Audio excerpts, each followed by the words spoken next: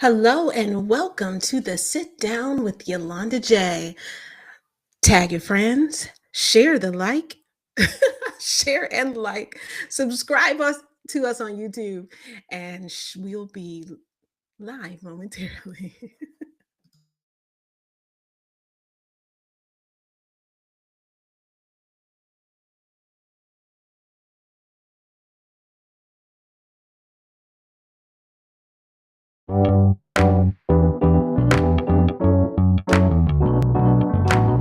Powered by Riverside.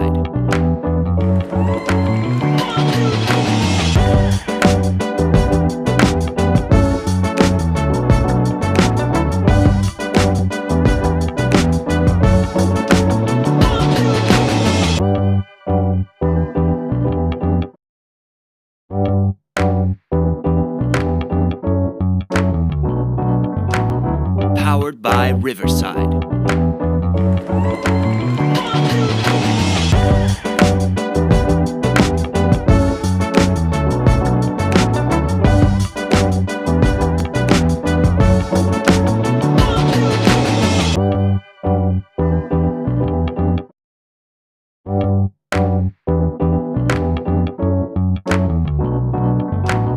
Powered by Riverside.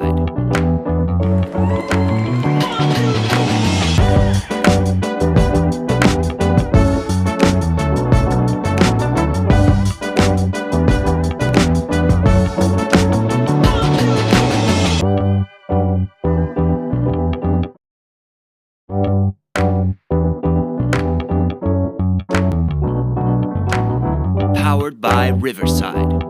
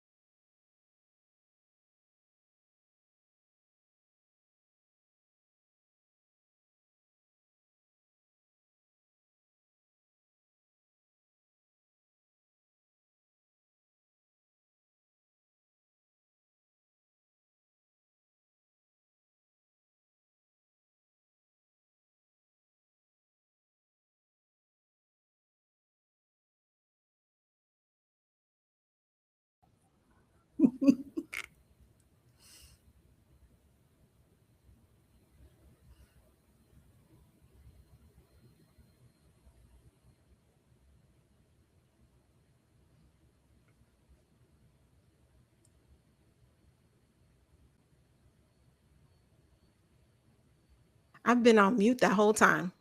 I don't even think they heard. My mic is not on mute, but my studio is on mute. Boy, oh Oh boy. goodness.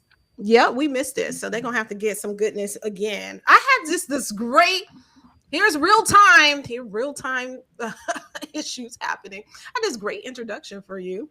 One thing I said, I'm gonna have to edit that. One thing I said is that I've always looked up to you as a leader because we traveled in the same circles, and I thought you were an amazing speaker. I remember when I had an event, I invited you down to talk in that arena. But let me go back and introduce you to the people, because I had this very eloquent introduction that I don't know if it can be duplicated.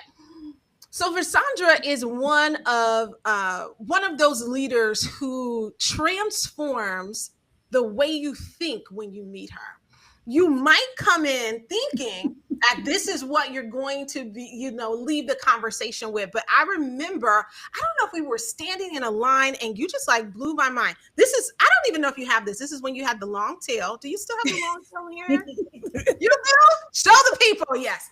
The long tail in her hair. And she was just opening my eyes to just different ways to look at life, basically. I mean, it was just a general conversation, but you impacted me in a way that I know you don't know, because I've never ever told you. But to the world knows her as the founder of the Optimal Living Retreats, with more than 22 decades, 20 years of transformative experience. And that's what I was telling myself, obviously, is that when people come into your space, transformation will happen. And I love that about you. And one of the other things that I absolutely love and is a twin flame about your story and my story is that you are a lived experience leader, and that you use your experience to extend to the community and service and all of the things that you do. And one of the most unique things about her is that she's a dedicated teacher of the art of touch. So you got to go follow her to learn about addressing the epidemic of touch deprivation. And honestly, I know this is not widely known, but I was on Dr. Oz for I don't know how many years ago. It was before my son was born. He brought me down to New York to talk about just this, how social media puts a wedge and a divide between, we think we know people and we really don't. We're not in a space to really get to know them, to touch them, and people are lonely even though we have so many friends so it kind of mirrors that. And my best friend at the time lived in Conyers, and I probably lived in, let's say, Henry County. Oh no, I think I lived in Gwinnett County. So I mean, it's not super far, but it had been months and months that we hadn't spoken, or been not spoken, but hadn't been in the same place. And when I read about your art of touch, it reminded me of that episode on Dr. Oz, one of my famous 15 minutes of fame, when they talk about how we really don't, we're really missing that interconnectivity, and people don't realize that they're missing that interconnectivity until they get it, and then they go, oh, that's what's been the problem, huh? So welcome to the stage in the virtual room to Versandra Kennebrew. Yes, Let's, yes. let's start the So cheering. excited to be here. I do have a cheering. I have a cheering live. There we go. I have a cheering button. I love the mistakes that I'm making today. Great. All right. So let's just jump in. And I gave them my secondary, version of who you are. But from your lips to their ears, you tell the audience who you are. Okay. Well, I am super excited that I did have the opportunity to go back and watch some of your past shows. And I know that this is one of the parts of the interview that you love to offer to all of your guests, is this wonderful opportunity to introduce themselves beyond that bio. And thank you Right. for that, because we are so much more than any bio could ever say. But I can say that I am definitely a multifaceted healing artist. And it has been since 1999 since I began this journey as a holistic health professional. And that's after a 20 plus year career in retail, where I was a district sales manager running 22 stores in 3 states across DC, Maryland, and Virginia. So that was before I ever stepped into this next career. So I want to always say that, because some people are like, well, if this is all you've ever done, how can you be such a great leader? And when I think about all of the stores I've opened and closed, and all of the managers and assistant managers and people that I've trained and developed through the years, and I mean the experiences with customers, because one of my very first experiences with one of the superstars that I've heard about on your show a couple of times already is the motivator, Les Brown. I've heard him mentioned a few times, and I met Les Brown for the first time as a retail store manager. One of my regular customers, his home burned down in Oh, wow. Washington, D.C. He had a condo, it burned down. He lost everything. And Les brought him into the store. He says, I want you to find this man 7 suits, 7 shirts, 7 ties. And if you got underwear and socks to go with it, put it all together. Here's my American Express card. I got calls to make. And he walked out. But he bought this gentleman, a friend of mine and customer, Mr. King Twitty, a whole new wardrobe after seeing him on the front page of the news. So I've met some amazing people in my life, and then in my career as a massage therapist, energy healer. I've been the practitioner to heads of states, people in politics, musicians, all kinds of cool people. So my life has been filled with lots of wonderful experiences and dynamic people. And I'm just happy about that part. Besides the business and all of that, I've had a wonderful life with some great people. I agree. My mom always says that you're always at the table with somebody. I know, right? My life is blessed. I want to touch on that. You were just talking about your work in that connection space, and I kind of went through there because this is what makes you one of the most unique guests I've had so far. And you do powerful work in that connection space. This show is about slowing down long enough to tell the truth about what's happening in your life. And what did you have to confront about yourself when your life forced you to pause? I tell you, I had to really just acknowledge that all of the challenges that were in my head about myself were not my problems. They were problems of other people. That was the biggest thing I really had to deal with, because I like to get really honest and authentic with people, because you can't really get the lesson that you need to get unless you understand where a person came from. So I like to put it out there that I was born in a mental institution just outside of Detroit, Michigan in the early 1960s. And during that time, it was a normal thing when young women were not following the rules, or if they wore a short skirt or whatever the case may be, you might find yourself in an institution like that because Wow. you were not following the rules, if you will. And being a African American woman really could put you in a situation like that. I'm reminded of this movie with Whoopi Goldberg in it that was called Girl Interrupted.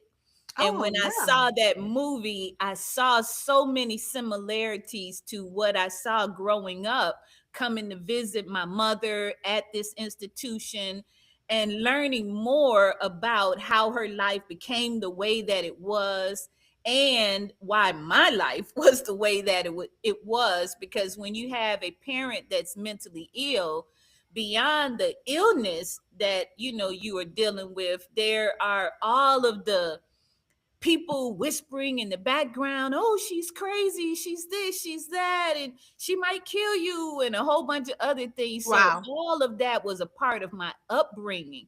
So there was always people chattering about something, and she's this, she's that.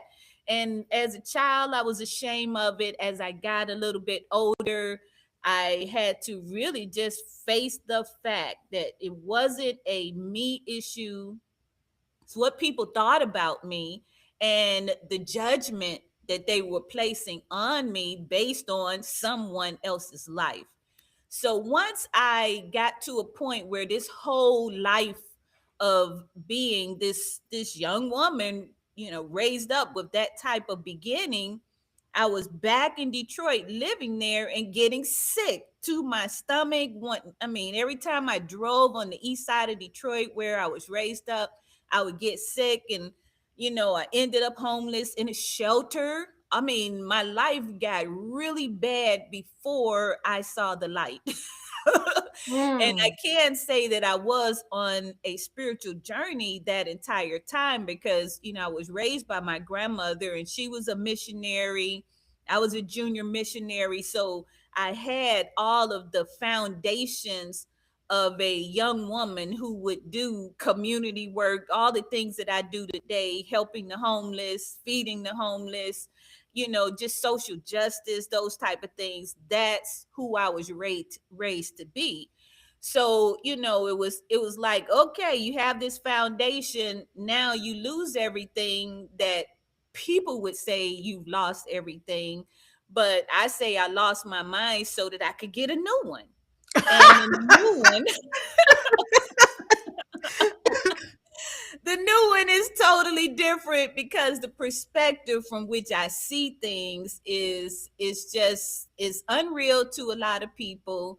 But it's really, a lot of people say I want to be like Jesus in my heart. That's who I am. I just want to be like Jesus. So that means that I see things from that type of lens, and I'm always looking to see the love, see the joy in every experience that I'm in, and just find ways to be a light.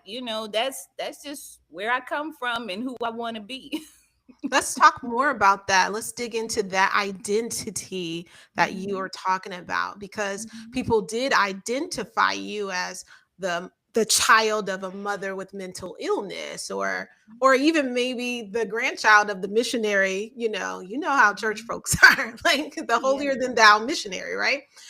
But before you were who you are now through your what did we call it?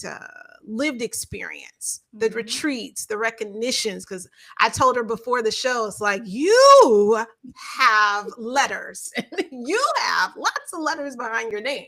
I know DTM, but girl, you certified in almost everything. Okay.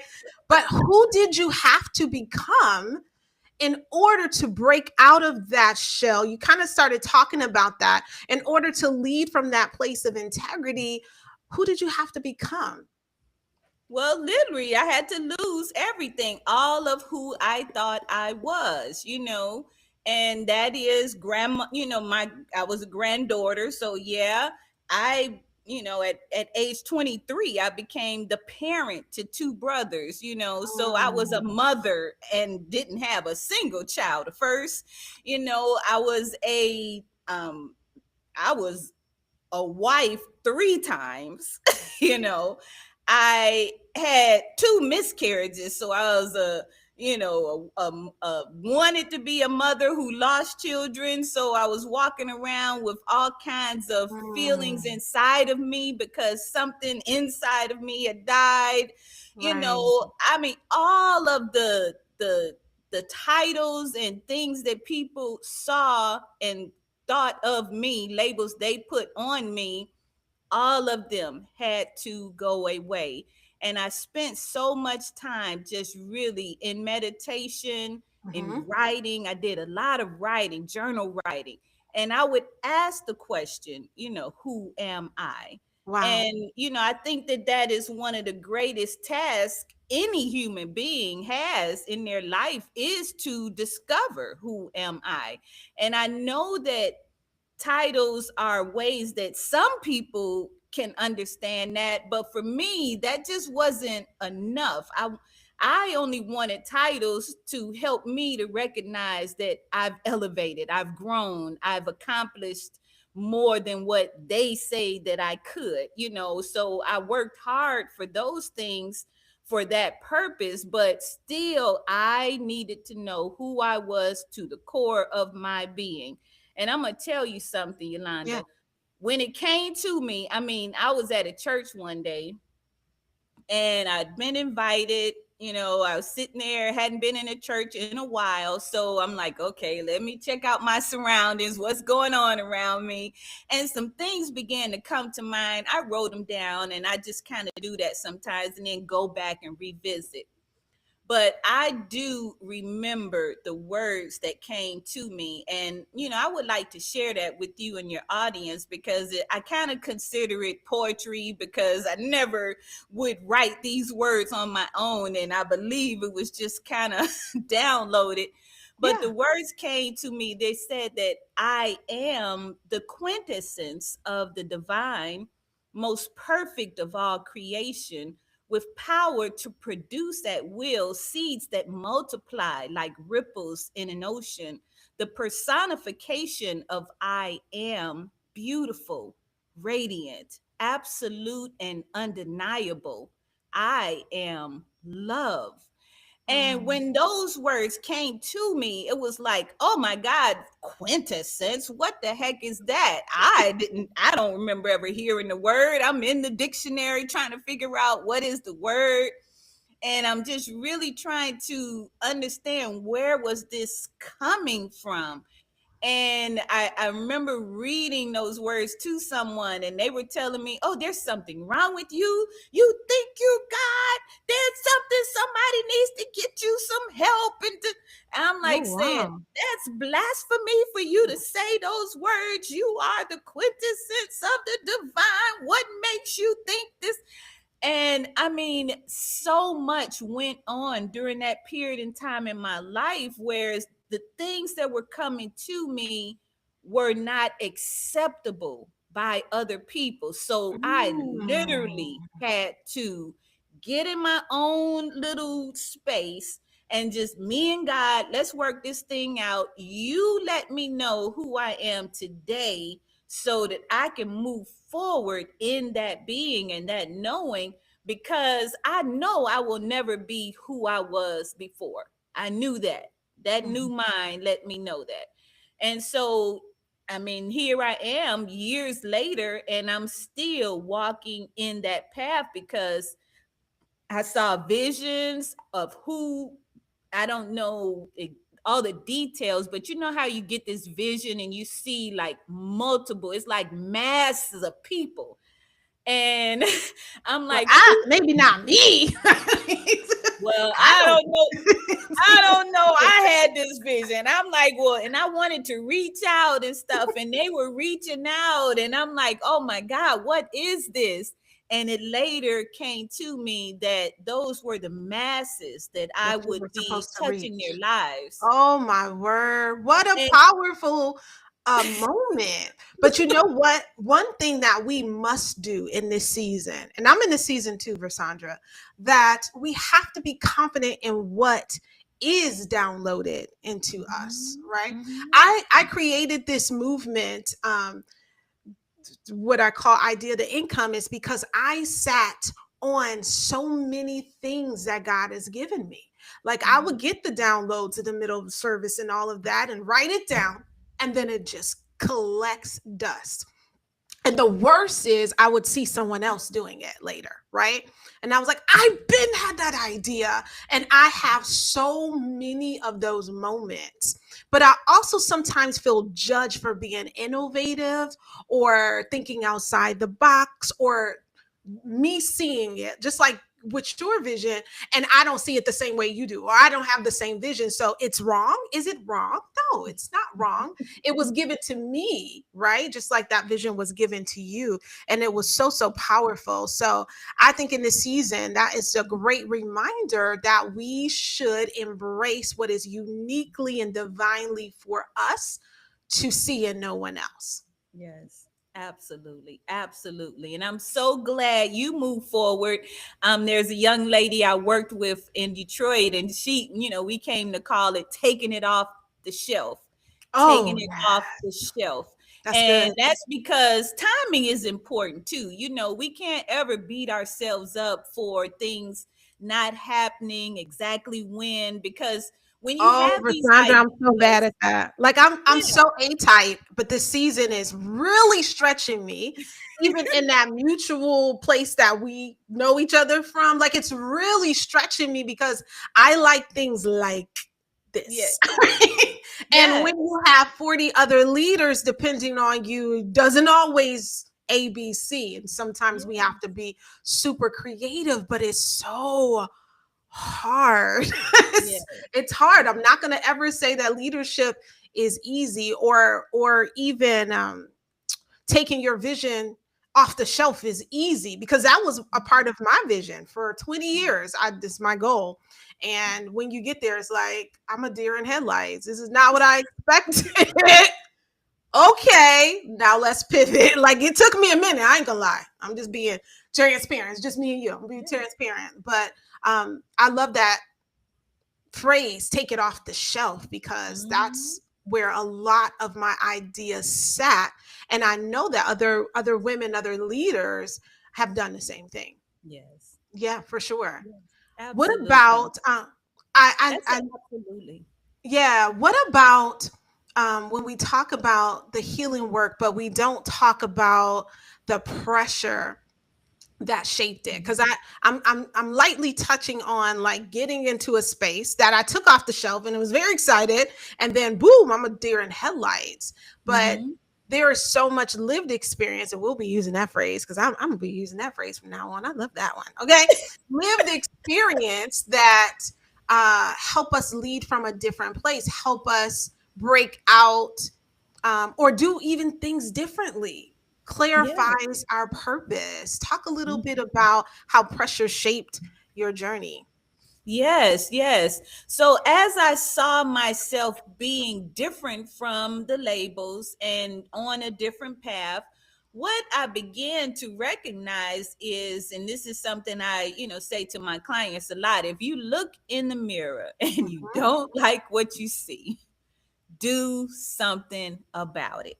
Mm, And so I began doing a lot of retrospection, just really looking and seeing, what is it that maybe I am doing that's contributing to some of the things happening in my life the way that they are.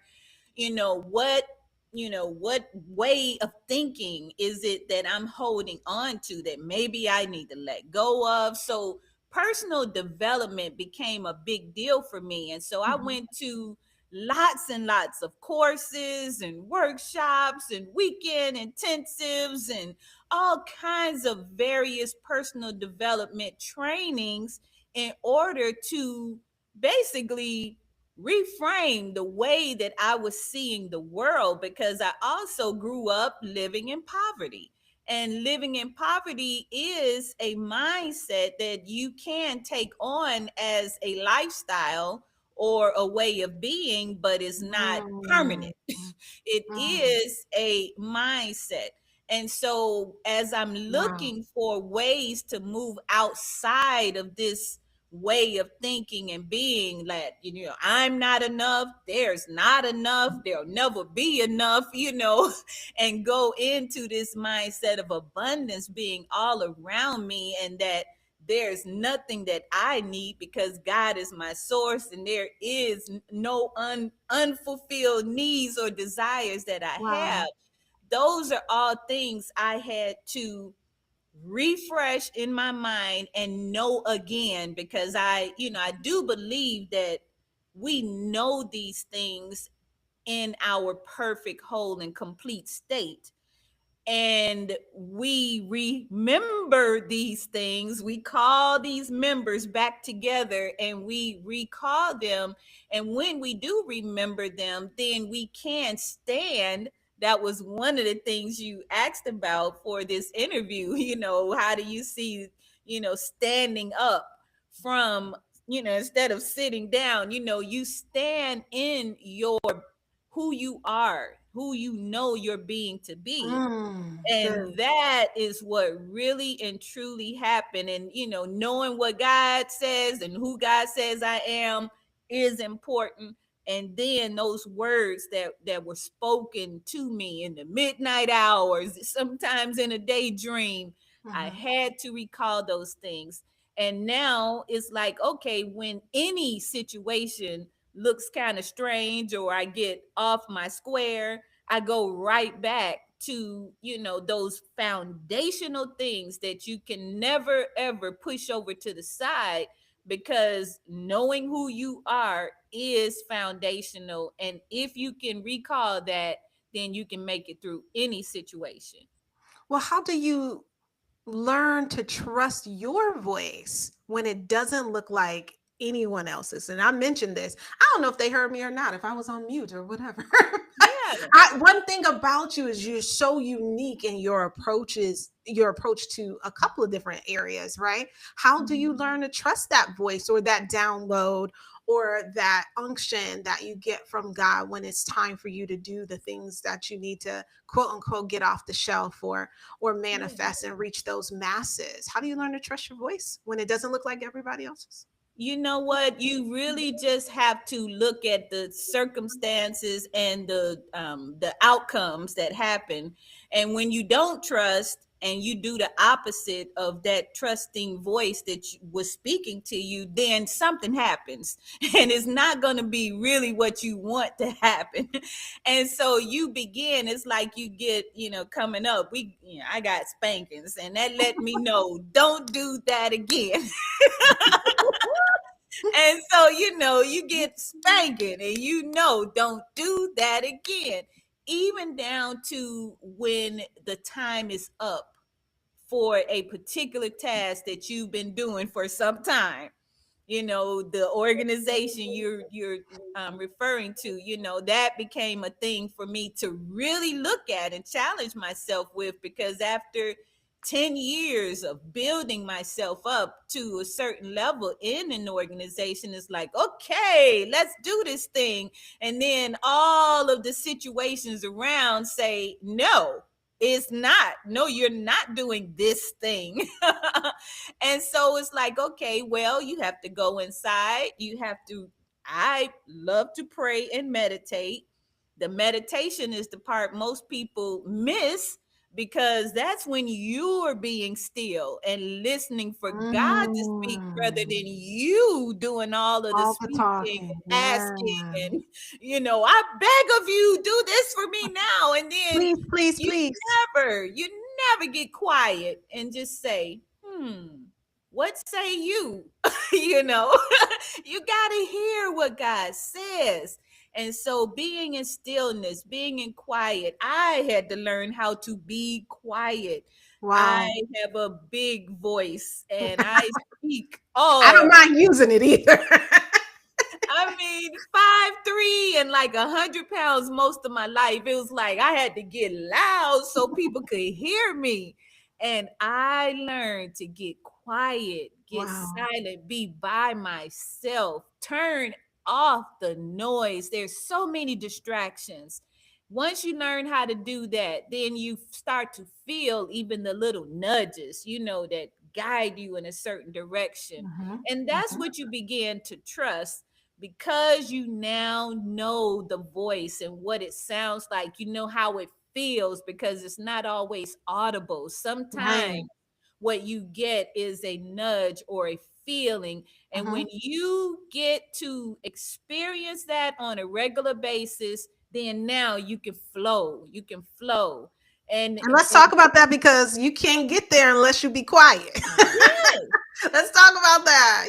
However yes, that meditation looks for you, right? You need to be yeah. quiet so that you can get the instructions. I don't want to skip over what you said because it was so, so, so powerful. And honestly, I had my own journey get into that same place that you said kind of went to the other direction. So you prepared for 10 years to get to a place, and Mm-hmm. then boom, it's taken away and you're redirected. And I almost felt like I was going to be redirected as well. And but Mm-hmm. God had other plans. But I don't know, just being transparent, if I could have handled it in the grace that I saw you handle. Now you might have kicked, screamed, shouted, and maybe even said some choice words, but you were always super classy and well put together when we saw you in those spaces. So I Yeah. want to talk about, just for people who are like me and they have a plan. My plan was Mhm. 20 years in the making, right? Yes. And if I don't even know what I would have done if I would have turned the other, the directions would have, the path would have changed for me.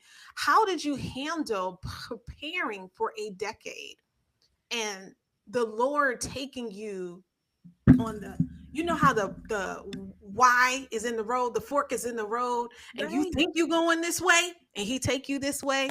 Talk Mhm. about that process for you, even Yes. mentally, Yes. emotionally. Yes. Well, I do believe that everything is in divine order and divine timing always prevails. So, those are just core things that I always Right. keep in my mind. But then I also believe in smart goals. Mm-hmm. Those things that we do in business and things like that, when we're really looking to stay focused on a thing and making sure that we're choosing the right things to focus on, those type of things. And so I had smart goals for my volunteer work. I had smart goals for my business. And, some people do not merge the two together, but I learned years ago that my life is my business is my life, Mm-hmm. and I Mm-hmm. cannot separate the two. So that's why I chose a lifestyle business that like I have. But what I got from that during that period of time, when you're talking about that fork in the road, go back to the plan, go back to whatever it was that God made clear to you was the goal. So there were two things that were supposed to happen.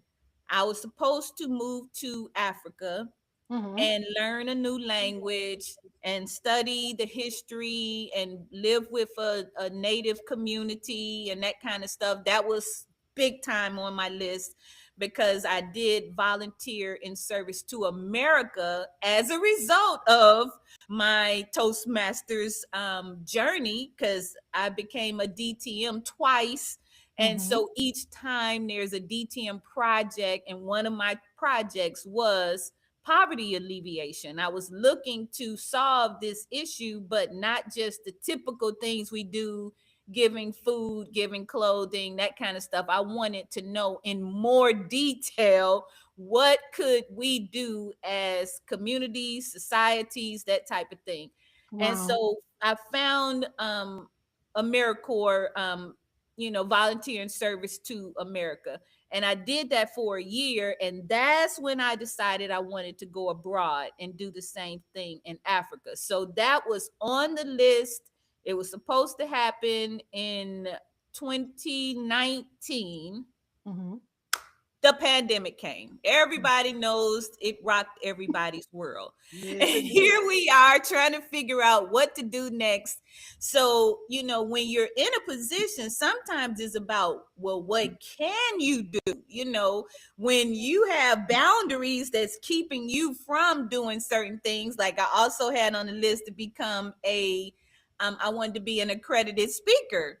I Ooh. had a list. All my speaking engagements were set. I had dates. I had airline tickets, all kinds of stuff. all of that shut down. So Mm. my dad said to me, "Why do you want to help people across the world when I'm right here?" Oh, So that blew my mind. So my dad, that was his call for help. I've never heard him say anything like that. you know So how men are. I listened and Yeah. I heard more than just the words. Yeah. That's when I learned he had dementia and all the other things that Oh. came with that. And I became his full-time caregiver. And so that is what In that I same was doing. season At the that we're talking same about. time, all of that was going on. So Wow. when you come to that fork in the road, you have to look at not just the situation that's right in front of you. That's You big. kind of have to take a look around the different points of view and see what's really happening. And so, what I discovered is that this was a time for me to make a choice, because leadership is not just in business. We have to be leaders in our homes, we have to be leaders in ministry. And if Mhm. I say that I'm a healing minister, a minister of healing, I need to start at home first. And Oh, so I'm wow. so grateful that due to the pandemic and all that was going on, I was able to be there full time with my dad, give him massages when he was dying and bring him back to life, and I'm saying that literally. I mean, he's on his way out and he comes back and he's, you know, baby, thank you. You saved my life. I know for a fact what the holistic therapies can do for a person, especially someone that has cancer and various things going on, and the traditional healthcare system has nothing for them except for To wait and alleviate the see how pain. long Yeah. he's going to live and plan accordingly. But he had 5 additional years added to his life based on what I was able to do, because I listened to the words he was saying. I heard Mm. him and I said, I can be there for you during this transitional period in your life, and I can make your life easier. I can make you feel in less pain and have more comfort. And that's what I was able to do. So when that decision came, and I looked at everything, I said, okay, this was first, my dad's first. This situation, that's secondary. So that's not, Mhm. has anything to do with anything.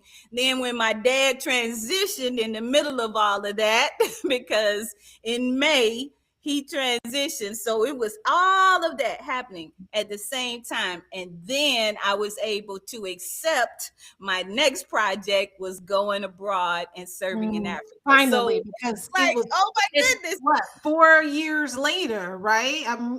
4 or 5 years later. That Yes, you yes. It's found 5 years now later, listen, but listen. hey, Let me tell you something, how much I love Africa. I've been to Africa only twice, but have plans to go in 2026. What country are you desiring I'm to going live to in? Nigeria, That's amazing because that's where I'm trying to go. Okay. So I West will look you up if I Africa. get it. Yes. I really, I don't know, maybe about 10 or 11 years ago. I'm not sure. Yeah, about 11 years ago. I was able to take a trip with the one, the only Dr. Kelly Lewis. She is amazing. Shout out to her. She took us to Tanzania, and it was both. This is my selfish part. This has nothing to do with the script. I have to ask you. This is my selfish love for Africa. But we went to Tanzania, and we are so uneducated and ignorant about what Africa really is about. Yes. I think we see those shows, and there's like bugs in their eyes, and I'm sure they're in somewhere in Africa that exists. But when I went to Africa, it was the age of Puffy, and Jay-Z was really big, and Obama was huge. Okay. And I went to this big city because Tanzania is like New York City. It's like big. It's like a regular metropolis. Okay. And Mhm. I was like, where is Mother Africa? I was so like, boo. It was so westernized. And Yes. so much so. So I did learn how to speak Swahili in that time. I haven't spoke Mhm. Swahili. I still call my sisters and my trip mates Dada, but that's about all I got. Okay. Because we were speaking fluent Swahili 11 years ago because we learned how to bargain, like order, things that we would need. Where's the bathroom? How much does it cost? We were Right. able to have conversations. And it was so westernized that I went to go get my hair braided, which, by the way, was $12 in US dollars. And them women looked at me because I'm speaking Swahili and I kind of look like I'm Zanzibari. So they wasn't really sure, right? Because the light-skinned women over there is kind of like, they might be from Zanzibar. But they found out quickly when I asked for those braids that I was not from around there. And I was Oh like, my where goodness. is my motherland experience? But that's why I say shout out to Dr. Kelly. She did take us to a Maasai village. And that was what I was looking for. Like, I wanted to be like in the culture, not looking at Yes. Jay-Z and Puffy and Obama all day because they had them plastered everywhere. But it Yes. was such a transformative experience to be. And I actually don't know what part of Africa I am. I did get the results before. I don't even remember them. So now this is going to prompt me to go back and look. But because I thought I was Native American because they told me my great grandma was Native American. And guess what? Zero Native American in my family. They even came for me with our background, and my middle name is French and French settlers in Western New York. And she must have been Indian, and she has this picture and she looks Indian, but not even a drop of Oh Native my American blood. goodness. Zero. Mm, So mm. I definitely want to know where I'm from and that journey of just experiencing that culture. We take it Mhm. for granted. We don't really understand it. And I can't wait. That was my selfish plug for going to Nigeria. I hope my friend Yes. sees me because he's a bishop over there and he has a big ministry to give back. And I just can't not wait. But my absolute favorite place to go is Zanzibar. It's better than Yes. any Caribbean destination, and I've been to plenty. Yes. And so, if you make it now, Nigeria is East Africa, but if you make it across the continent in those 2 years that you are there, head Hmm. to head to Zanzibar for I sure. definitely will. And you know what? This is also why it's so important as entrepreneurs to be a part of organizations that are globally focused, Right. that's really about building bridges. Because while serving as a volunteer leader, we get all of these opportunities to travel and interact with and be mentored by and mentor others that are leaders in other countries. And I just remember that my mentor year before last was from Sierra Leone. And Wow. so here we are while I'm building out the largest event I've ever done in the annual conference. I'm engaging with this gentleman across the continent, and we're having these wonderful dialogues about what we're creating for our Mm, members and everything. And that also helped me to recall that this is what I wanted to do in this season of my life. I mean, right. I'm over 60 now. There's Girl, you no don't look a time day over looking back. 40. I just want you to know. She jumped on this camera today. I was like, ma'am, you look awfully fly today. I'm over 60. I can't tell. I can't. Okay, I digress. But Yes, you did say yes, something powerful that networking is paramount. And yes, especially when we have the opportunity to, I mean, I'm talking every continent, we have yes. connections to in Hmm. that organization. And so I am so excited about your next journey. I'm not sure how soon does that journey begin for you? I leave in June. That Yeah. is less than 6 months from now, or just 6 months from now. Yes, That yes. is June awesome. 11th to be exact. Wow. That means you got a ticket and everything. Yes, That is, passports, all of the extra special visas and all yeah. of that. And I am just so How excited. That's what I was going to ask. How does it feel to embrace something that you've always wanted to do and venture. I'm so off script and venture on this journey to the almost unknown. Have you ever been to Nigeria? No, I have not. I haven't been to Africa at all. I mean, the countries I've been to, we went to the Bahamas and that was a wonderful thing. I've been to um well, Hawaii is a different place. I mean, it's still United States, but it looks like it's a way. And I Right. went to Japan, and that was beautiful before the big tsunami took it and leveled it almost, and it had to be rebuilt all over again. Wow. But yes, I've been to Canada many times, Mhm. living in Detroit, Canada's right over the bridge. So I'm I've from been Buffalo, so we used to walk across the bridge when we Yes, could. exactly. Exactly. Yes. So yeah, I've had some opportunities to go abroad, but this just knowing that the cradle of civilization Mhm. is Africa. And I said I was over 60, but I'm over 60 in college, working on my associate's degree right now. It's all right.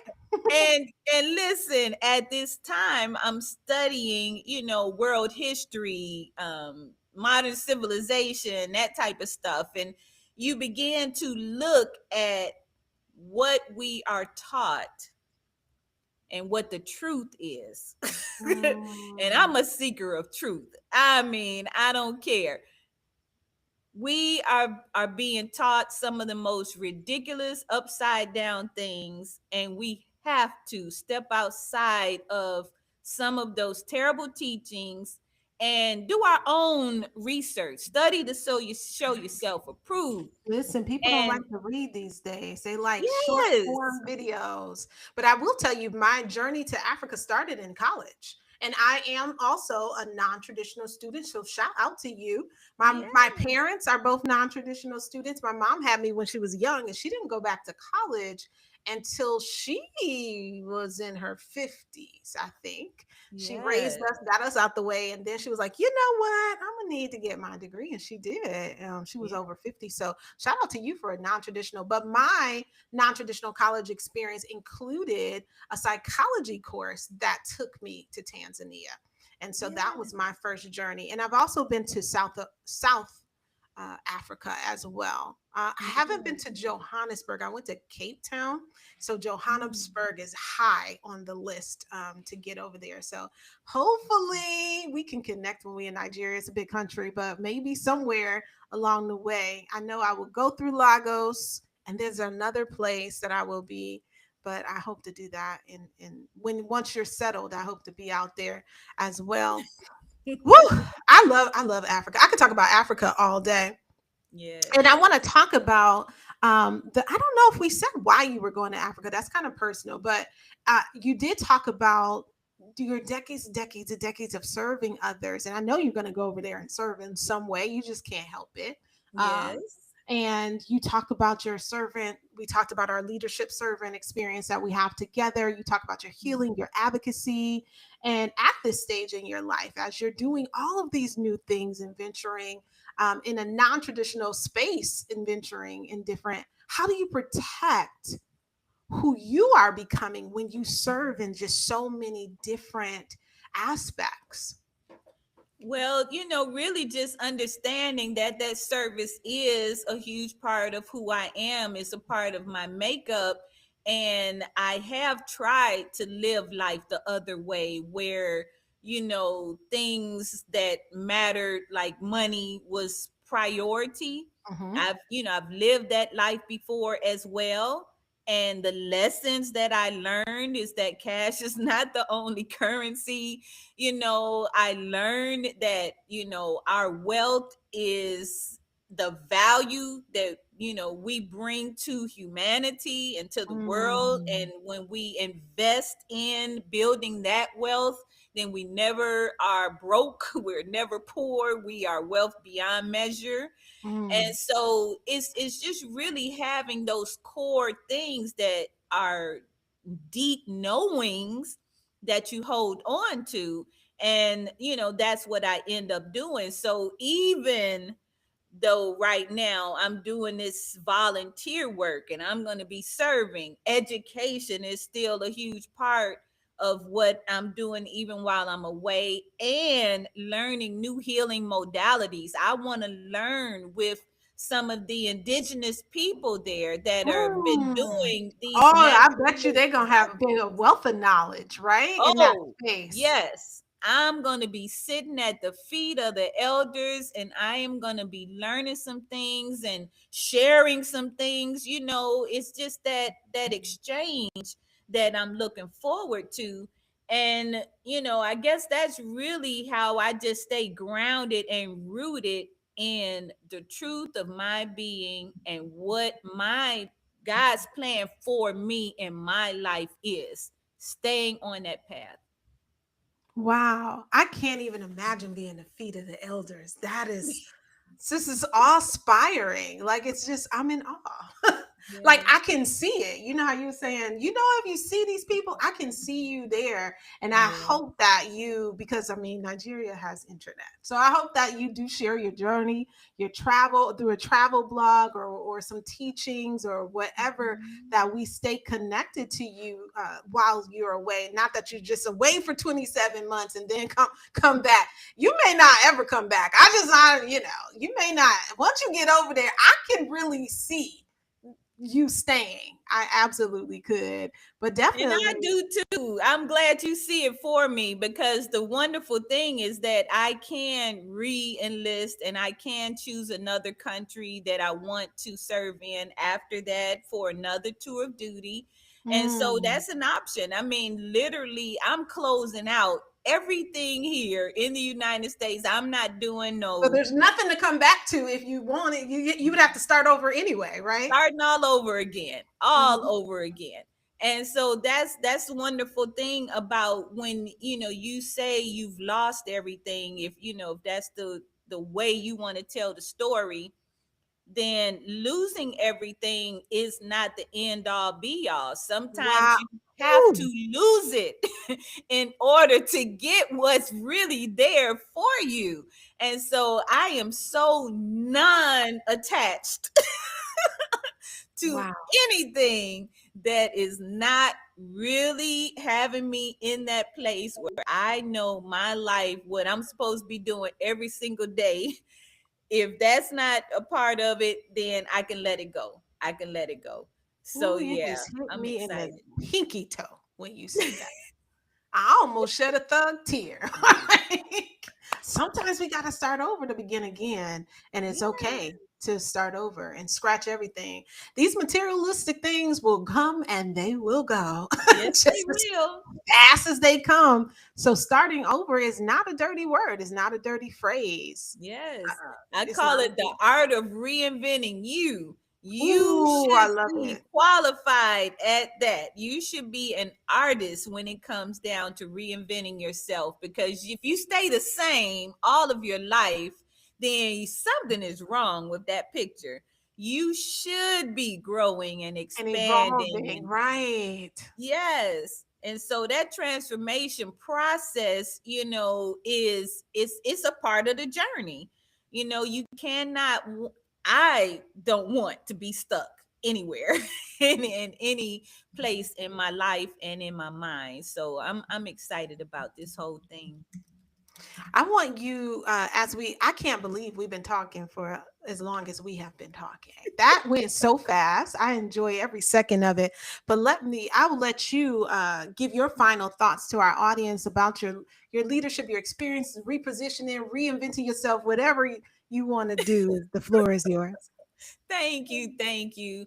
Well, what I would like to leave the audience with is the fact that we are living in a society that is so disconnected at this point in time, more than probably ever in the history of humanity. And a lot of it has to do with, like you spoke about earlier, social media, things like that. But then there's also just all of the things in politics, all of the things that are in just societal things. We put people in these boxes of others. They're different from me, so they're an other, and so we're constantly finding ways to be separate. The truth of the matter is that we are one. No matter what anybody tries to tell you, there is one race, and that's the human race. And if we are a part of God's creation, and we say we were made in the image and likeness of our creator, then that means that we are all made of the same good stuff. And I am just so sick and tired of the systems that create the separation. And I believe it, as human beings, we have got to step up and stand up against all of the things that are trying to take away our connection to one another. Wow. And especially when it comes down to touch, because touch is essential to our very well-being and our existence, our immunity, our cognitive abilities, our developmental, our mindset. All of those things are connected to our ability to have healthy touch or the lack thereof. When we do not have it, it causes problems. We can get sick easier. We end up in these bad situations, with our hormones being imbalanced, things like that. And if nothing else, we can touch ourselves. Come on, y'all. Don't get scared when it comes down to some of the beliefs that we have been taught. I'm one of those people in church all my life. People was, oh, you can't do this because that's a sin. This is a sin. I mean, it was so bad, I didn't even want to put lotion on my own body because I didn't want to sin. But I'm just telling you, these are situations and things that are put there not with good intention. We've got to know that it is okay to nurture ourselves, love ourselves, nurture our children, our families, love them, and show it, demonstrate it through these amazing hugs that we give to one another. Animals even do it. But we got to get back to that. That's a part of the basics. That's what I want to leave your audience with, because I don't care if you're in business or whatever your situation is, we need each other to survive. Everybody's heard that song before. I need you, you need me. We're part of God's body, and we have got to reconnect. That's all I got to say. That's my soapbox that I'll be on for the rest of my days, helping people to reconnect. Now I might have. I don't. I don't know if I missed what you said because I was looking for your website so that I could show it. Child, wait a minute. What did you just say? Now, what? Okay, so I don't. Even when I read your bio and stuff, and I know who you are. Like, I know her personally, people. Okay, I did not automatically assume what touch meant. Okay. And we're not going to dwell here because this is not a part of the show, but I want to clarify that because of my audience is very, very, very church heavy, like, members. Were you talking about what kind? I don't know if I can ask. Let me think about asking this in a way that's going to be appropriate. Oh, here's a good way. Intimacy, touch is what you was talking about. I just want to clarify. Or were you saying, like, because touch can sound bad, but when you're talking about touch, as I was describing it with Dr. Oz's show, it was just like the human connection, hugs, touch, being in person after COVID, that kind of interhuman connection. But what I just heard sounded different. I just want to know if what I heard was intimacy, touch, or touch human connection. That's all I want to go for. I'm talking about both, really, because I'm also one of those people who, reason why I was married 3 times is because I don't believe in sex and not being married. So I got married each time so I can have sex. So I am one of those people. Conversation we don't talk about, Versandra. You might have to come back for that one. Hey, as a church girl all my life, this is a conversation we might need to have. Yeah. I'm actually hosting a retreat in February for single women. It's for all women, but it's really Yeah. going to be for single women. Nothing, no, nothing broken, nothing lacking, nothing missing for the single woman. And I'm doing it on Valentine's Day purposely because we need to, and you alluded to this, love ourselves first, okay? Yes. And as a church girl, if you will, we do not have intimacy conversations. We getting off topic, so we're gonna have to bring you back. But we do not have intimacy conversations even when we get married. So we say we don't want to get married until blah blah blah blah blah, and then we don't have conversations in the church and in the spiritual world that I'm from. And so that's a good. I might have to bring you back to the I retreat. want to come back. Our sisters retreat is February. I don't know why I'm saying October. Well, Lord, what I supposed to be doing in October? All right. February 13th through the 15th in Peachtree City, Georgia, at the Crown Plaza. We're going to be gathering single women and married women. You are available to come to, and we're going to be talking about all facets of life. So you did help me segue into that. We're going to be talking about finances. We're going to be talking about mental wellness. We're going to be talking about health and physical wellness. We'll be talking all the way down to how to apply some makeup so that you look the part. Sometimes we just don't even know little things, so we'll have very, very hands-on. I'm a very hands-on workshop leader, and so I love, even in my position as district director, pull your laptops out, we doing step by step, let's go. It's a working session. And so I don't want the sisters to come and just feel good that they did not have to sit alone in the house for Valentine's Day weekend watching other people in sappy movies, but I want them to leave with some life practical applications. And so I think it's a good story, a good topic to talk about, maybe not on this platform, but on that platform. So I'm going to invite you because it's going to be before you go to Africa. So I just wanted to clarify that for my audience, who is heavy religious audience, what she was talking about. She was talking about both, huh? I'm talking about both. Intimacy. That's Reverend or Bishop T.D. Jakes. He says intimacy can be broken down into me-see. All right, we're gonna bring it back. Nope. We're gonna have to bring it back to the platform. Yep, we gotta come back.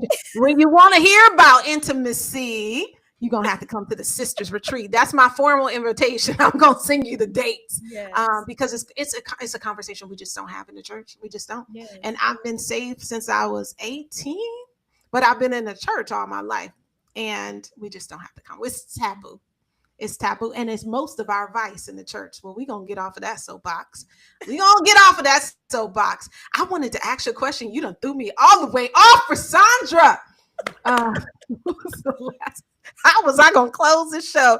But that's how I found out I got my next guest for my sister's retreat. That's the Lord does all things well. Yeah. Okay, let's focus. Sisters retreat, February 13th through the 15th, Peachtree City, Georgia. You should be there if you want to hear more about what Versandra talks about in her optimal living. I don't know. Is that what you're talking about? Don't go there, but is that what you're talking about? Okay, optimal living retreats. All right. Yes. So before we wrap, audience, I want to leave you with this. Leadership isn't always built in movement. Sometimes it's built in the moments when life slows you down, when life pivots, like we've been talking about with Versandra, and ask you to tell the truth about what the fork in the road is or where you should be in this moment. This conversation is a reminder that you do not have to rush your becoming, or you don't have to necessarily perform your purpose or abandon yourself to lead well. Here at the Sit Down with Yolonda Jay, we believe in clarity creates sustainability. Identity fuels everything you build. Knowing yourself first is going to make you a better leader in all the spaces that we talked about, in your personal space, in your business space, in your entrepreneurial space. So wherever you are listening and watching from, this is your reminder to take a pause in the things that are happening to you in your moments. Sit still and listen to God, not just talk to him, but allow him to download into you in quiet spaces, and then move forward with intention, because we only came for you to sit down for you to stand up. Until next time, this has been the Sit Down with Yolonda Jay and Versandra Kennebrew, who you don't know what's going to come out her mouth ever. But come see her at the Sisters Retreat in Peachtree City, Valentine's Day.